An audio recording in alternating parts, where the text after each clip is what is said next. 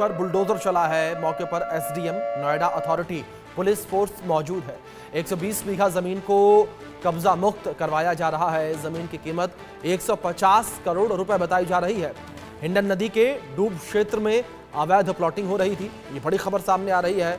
हिंडन नदी का ये डूब क्षेत्र जहां पर अवैध प्लॉटिंग जो है वो की जा रही थी। हमारे सहयोगी महेंद्र माही जुड़ गए, रुक करेंगे उनका। महेंद्र, किस तरीके से अवैध प्लॉटिंग की जा रही थी और कब से अवैध प्लॉटिंग का ये काला खेल चल रहा था? बिल्कुल, देखिए, अगर बात करें नोएडा, ग्रेटर नोएडा या यमुना के तरफ, तो हर कोई वहाँ जमीन लेना चाहता है, हर कोई अपना आशियाना बनाना चाहता है। ऐसे में बिल्कुल। कुछ ऐसे सक्रिय भूमाफिया हैं जो सरकारी जमीन को या डूब क्षेत्र को आम जनता को बेच देते हैं और उनकी जो गाड़ी कमाई होती है वो अपने पास रख लेते हैं। ऐसे में नोएडा के थाना फेसरी के अंतर्गत जो हैवतपुर गांव है और जो तमाम आसपास के डूब क्षेत्र के इलाके हैं, जो हिंडन से सटे हैं, वहां प्लॉटिंग का काम चल रहा था और इसकी शिकायत लगातार एसडीएम अनुज मेहरा को मिल रही थी। तो आज वो अपने पूरे टीम के साथ, जिसमें नोएडा प्राधिकरण के अफसर ही मौजूद थे, पुलिस के अफसर मौजूद थे, खुद अनुज जो नेहरा है वो वहां मौजूद,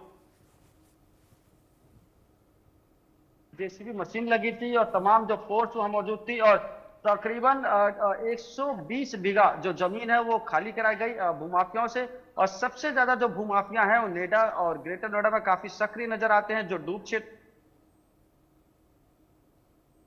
यहाँ आप सस्ते दरों पर मकान बना सकते हो। तो ऐसे में आपने अक्सर देखा होगा कि आप जब नोएडा एक्सटेंशन की तरफ जाते हैं या ग्रेटर नोएडा जाते हैं या किसी भी एक्सप्रेसवे पर जाते हैं, तो आसपास कुछ लोग खड़े होते हैं ब्रोशर लेकर, वो साफ तौर पे दिखाते हैं कि आसान किस्तों पे आप यहाँ मकान ले सकते हैं। तो ऐसे में आपको इन लोगों से बचने की जरूरत है। अगर आपको नोएडा, ग्रेटर नोएडा में घर लेना है तो सबसे पहले आपको क्रॉस वेरीफाइड करना होगा, क्या जहाँ मैं जमीन ले रहा हूँ ये किसानों की जमीन है या डूब क्षेत्र की जमीन है, सरकारी जमीन है।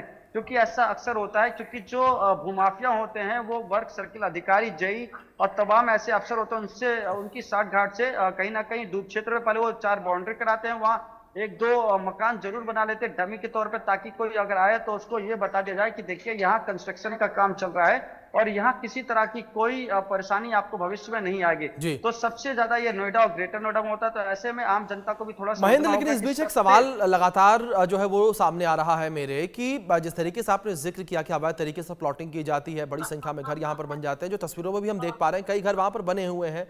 तो जब ये घर बन रहे थे, जब ये प्लॉटिंग हो रही थी, तब जिम्मेदार अधिकारी कहाँ थे? हाँ, बिल्कुल, जैसे कि मैंने आपको पहले कहा, जो भूमाफिया हैं ये अफसरों के साथ मिलकर ये पूरे जी वारदात को अंजाम देते हैं। जी क्योंकि बिना अफसर के मिले आप वहां ईंट का पत्थर नहीं रख सकते। अगर आप अपने घर पे जाते हैं और वहां से छज्जा निकालते हैं तो अगले दिन जो वर्क सर्किल जी अधिकारी होता है, जो जेई आता है होता है, वो आपके घर पे आ जाता है और नोटिस दे देता है कि आपने अवैध कंस्ट्रक्शन किया और इसको आप हटा बिल्कुल लीजिए, नहीं तो आपके खिलाफ एक्शन होगा। मगर ऐसे में सोचिए, हजारों बीघा जमीनों पे मकान बन जाते बिल्कुल हैं, महेंद्र, बाउंड्री हो चिंता का जाती है। विषय है जिस तरीके से लगातार अफसरों की मिलीभगत के साथ करोड़ों का चूना लगाया जा